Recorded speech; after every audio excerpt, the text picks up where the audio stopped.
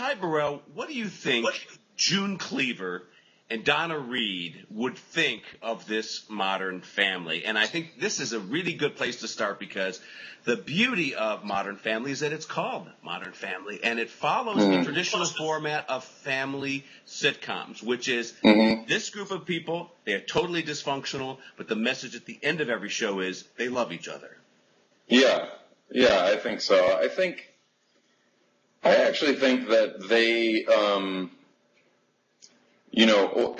they as representative samples of kind of old-fashioned comedy and maybe old-fashioned values would, or I don't even know what that is, old-fashioned values, but I think they would appreciate the show, in part because I don't think we're really doing anything that, frankly, is that modern. I think the show looks very modern. I think that the relationships look modern because they're same sex and there's, sort of, I don't know what the word is, transcultural relationships and, May-December romance. And we have kind of like a quote-unquote traditional relationship in our family. But I think that the storylines are very timeless. I think, in fact, that's one of the cool sort of strange innovations of the show is that we're showing a gay couple just going through very, very banal, not banal, but just very typical family situations. They're dealing with storylines that any couple would deal with. And I think most of the values that the writers hold dear are very, very timeless, and they're actually kind of going back to an older fashioned idea about, that a show maybe works better when it's kind of nourishing as well as being, hopefully funny.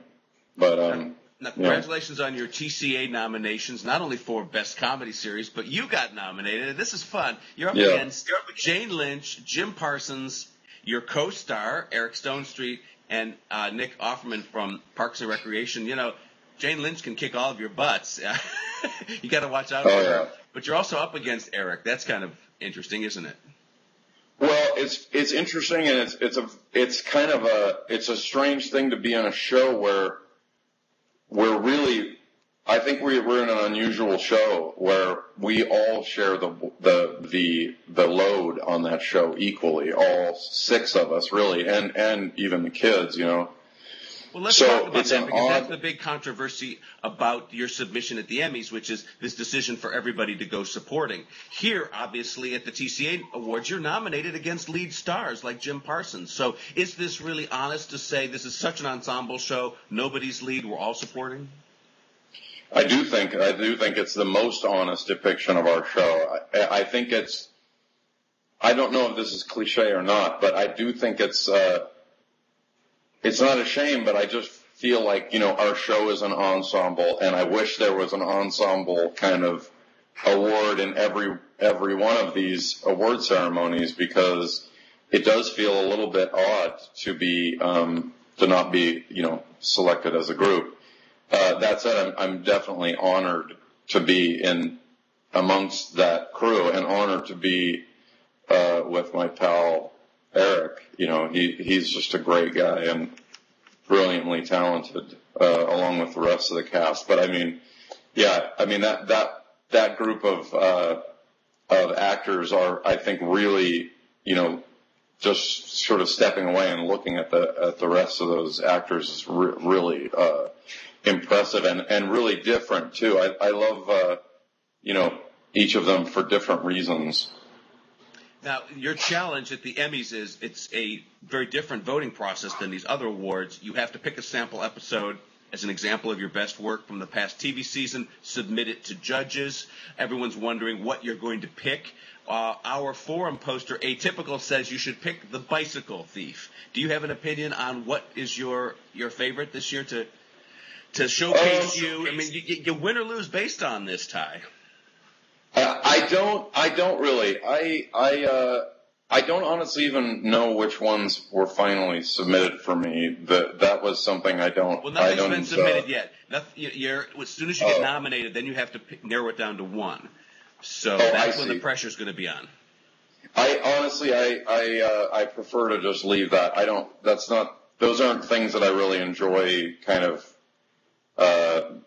thinking about. As far as the show itself being nominated, that would be an incredible honor, and in a really cool way. I think it's another chance to kind of put the writers out in front of us, where we obviously being a little bit more visible, just kind of like to folks on the street or whatever, we're usually kind of wishing the writers were around so we could kind of be like, they made it, they're the ones that are really, really responsible. So those kinds of things, the Globes and stuff like that, were really fun because we got to drag, they were there, and we basically, it was fun for us to kind of drag them into the light a little bit. All right, I'm going to quote another one of our forum posters here. This is Quang Tran, who wants to know what your favorite Phil scene is. His is the kidney stones scene because he says he laughs endlessly rewinding his TiVo to watch it over and over. Well, I'm glad. I did love shooting that scene. I mean, that was an incredible amount of fun. That's a true story from one of our writers, Danny Zucker, as most of the stories on the show come directly from our writers' lives and sometimes from our lives. That one was a blast. I really enjoy the stuff that's, that I like doing all of it, and I really enjoyed the physical stuff as well. I actually just met Dick Van Dyke this past weekend and said, you were a physical comedy hero of mine, seeing reruns of, you tripping over the ottoman. And he put his hand on my shoulder and said, we got to keep it alive, And I was like, yeah. It was like, a call to arms. But yeah, that was definitely one of them. There have been so many that I get to do the silliest, most wonderful things on the show. I loved that one. I loved the Valentine's episode with Julie getting to do kind of the role playing in the bar, and just almost too many. I just have too many fond memories already just from season one. Let's talk about the controversial iPad episode, which is controversial because some people were asking online, was this product placement, or was it the opposite, and that is, in other words, were you guys shilling for iPad, or were you screwed by Apple? In other words, there's some speculation as you guys probably didn't even get a free iPad out of Steve Jobs.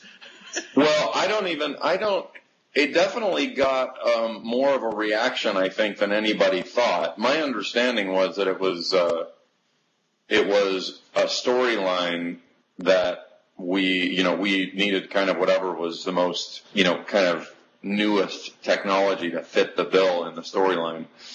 But it's funny how that is. Especially I think with the internet, it's incredible how those things sort of catch fire. And right. We were like, it was so funny when all that happened the next week. We were like, oh yeah, I guess I did kind of look like product placement. It was so secondary to us, but